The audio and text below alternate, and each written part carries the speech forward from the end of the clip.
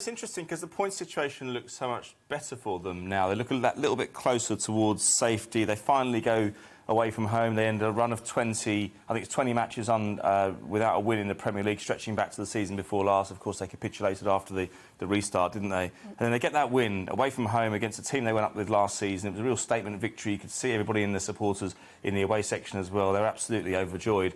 And then afterwards, they released a statement later in the evening saying that he's gone. Now, my understanding was that they wanted to allow him some time to tell his family. They'd made the decision earlier in the week.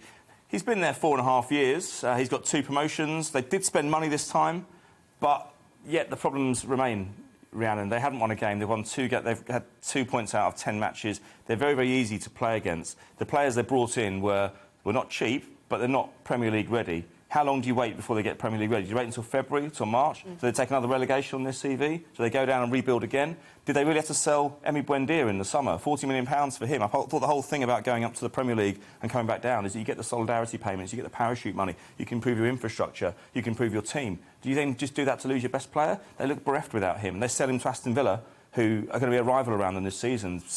Villa could easily finish around where Norwich finished this season. Why sell to a rival? It didn't make much sense. Yeah, clearly the decision must have come before Without doubt. the result. And on to Ole, how much longer has he got? And what are United's options if they do get rid of him? If they get rid of him, the options, I'm not really sure. That's why I don't think that they will do it necessarily that quickly. We saw yesterday how the various Man United analysts from different media organisations, we saw Gary Neville blaming the players, we saw Roy Keane blaming the players. They didn't want to blame their friend. And that's the whole reason, in some ways, that Man United put him in the position in the first place. He got more time. There's no way in the world Jose Mourinho would have got the amount of time that Ole Gunnar Solskjaer has had. £400 million. He's been there coming up for 3 years by about just after Christmas. I thought next month possibly it's 3 years. Louis van Gaal wouldn't have got that.